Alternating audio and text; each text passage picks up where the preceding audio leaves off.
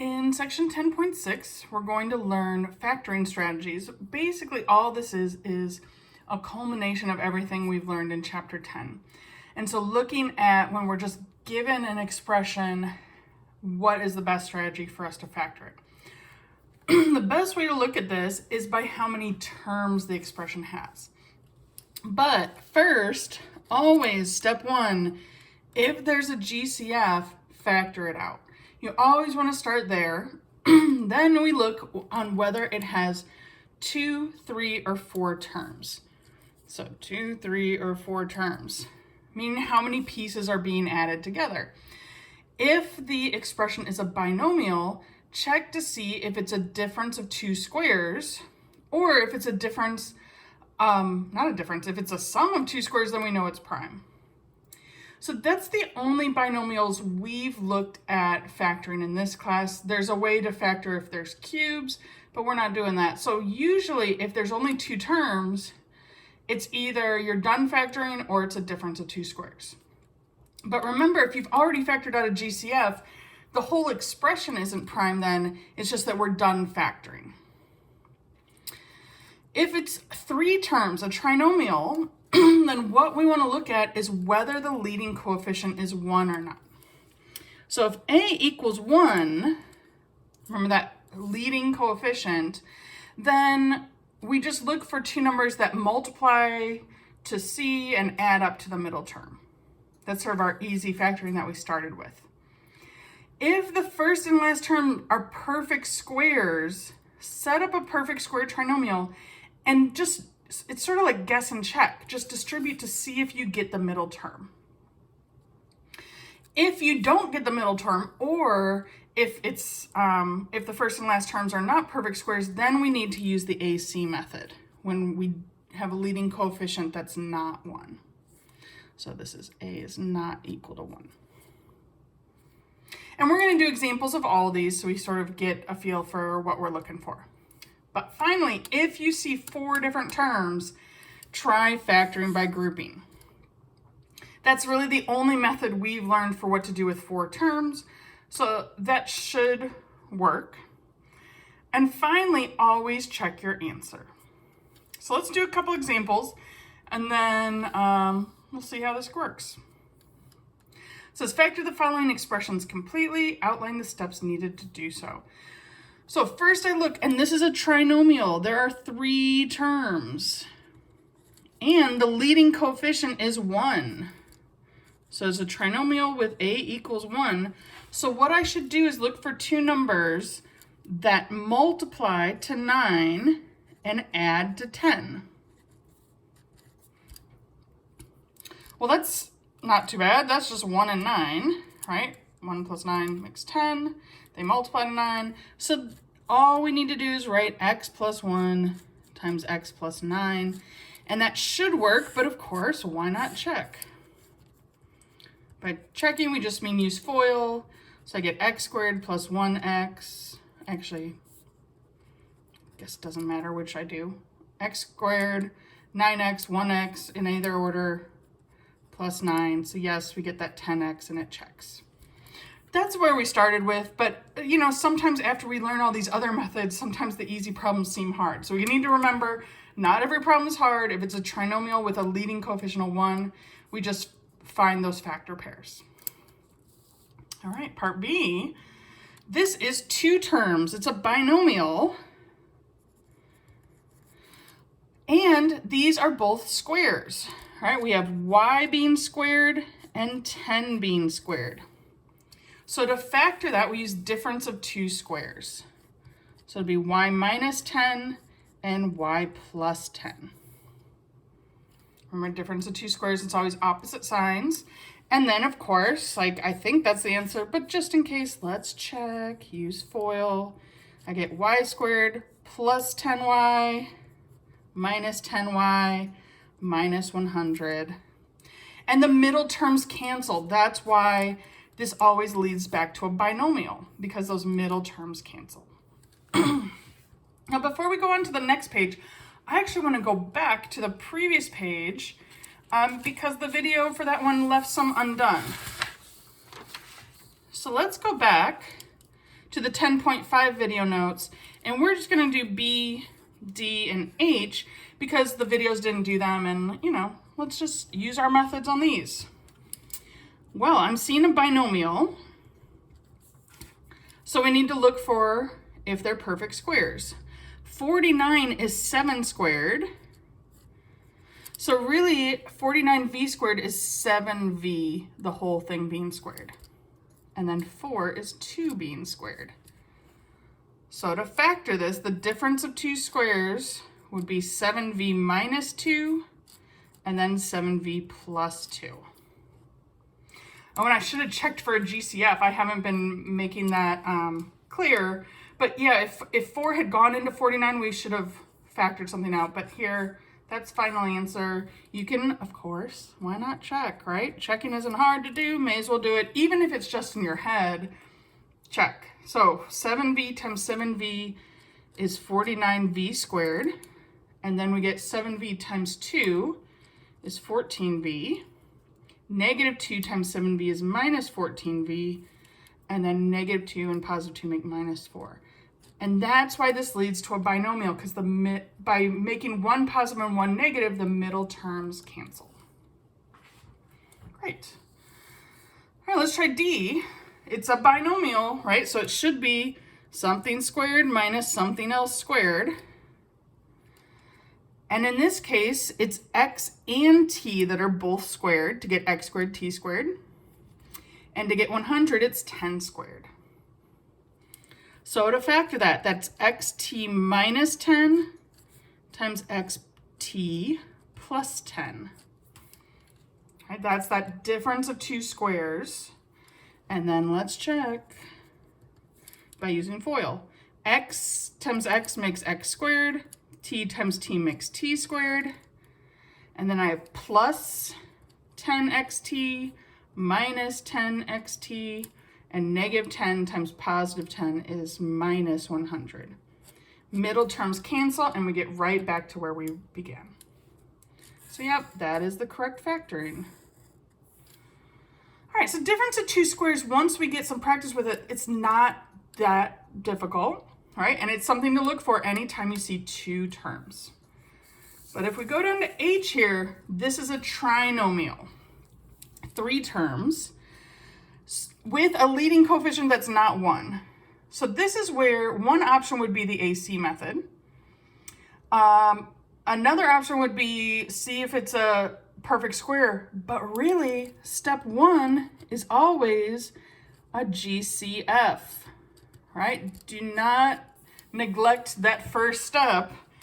So don't do a whole lot of work with this until you see if there's a common factor. And in this case, I can divide them all by 4.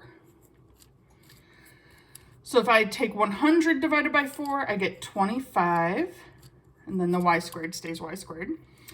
40y divided by 4 is plus 10y, and 4 divided by 4 is plus 1.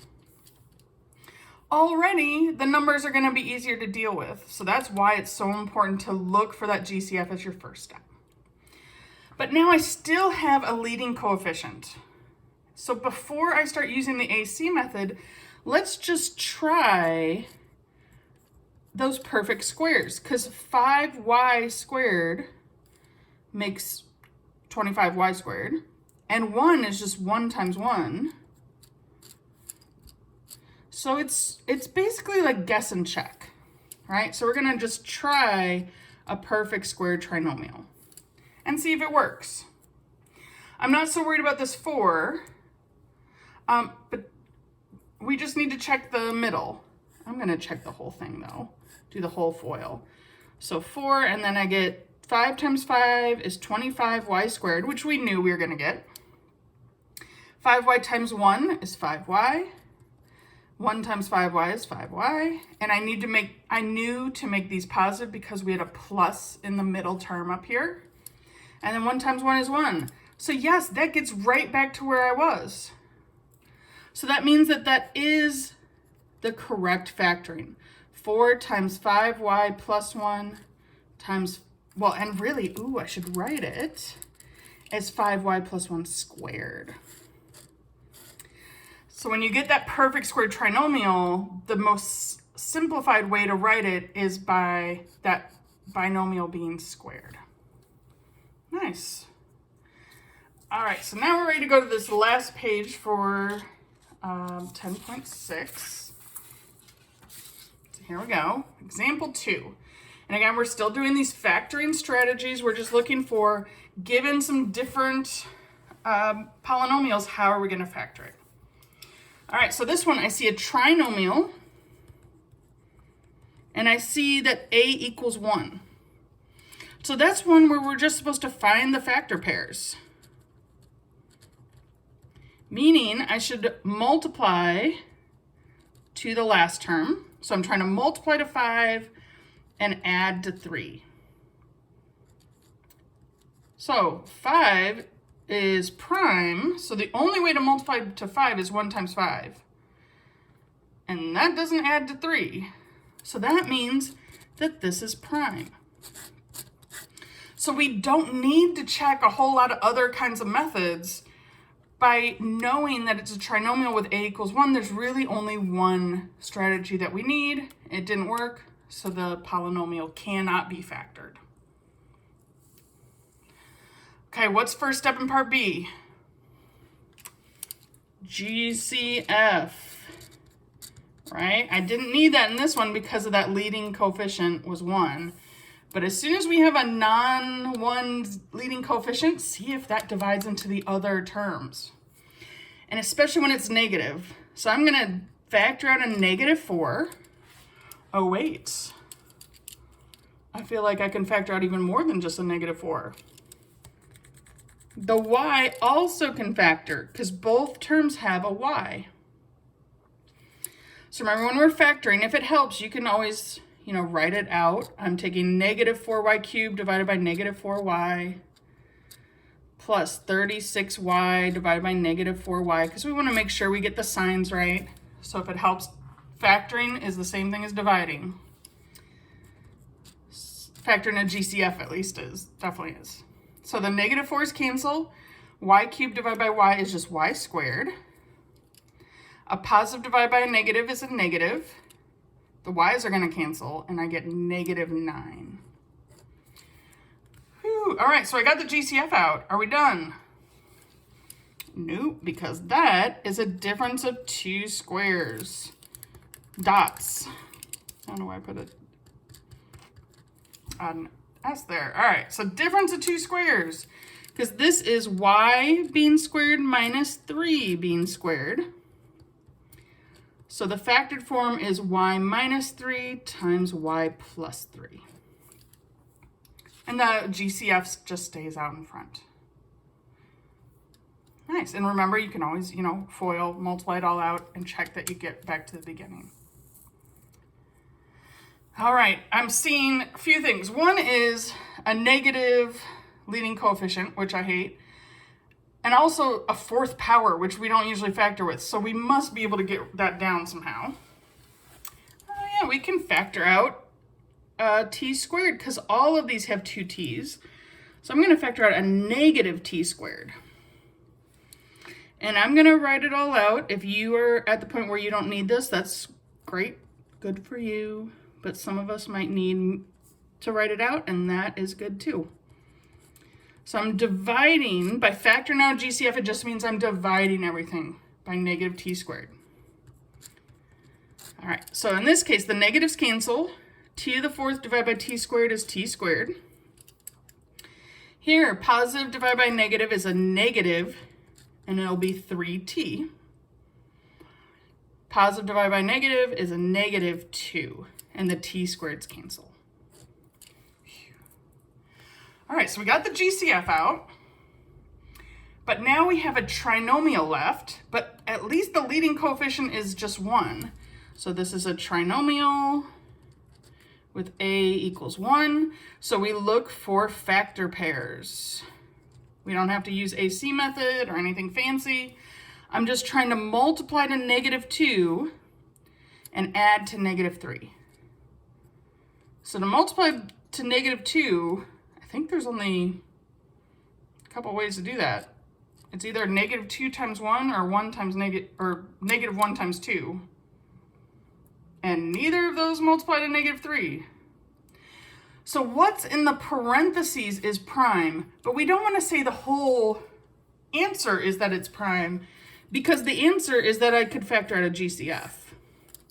All right, so what's in the parentheses was prime, but the answer is that yes, we could factor out a GCF. But now we're done because the factor pairs didn't work out. We couldn't add to negative 3 and multiply to negative 2. All right, last one.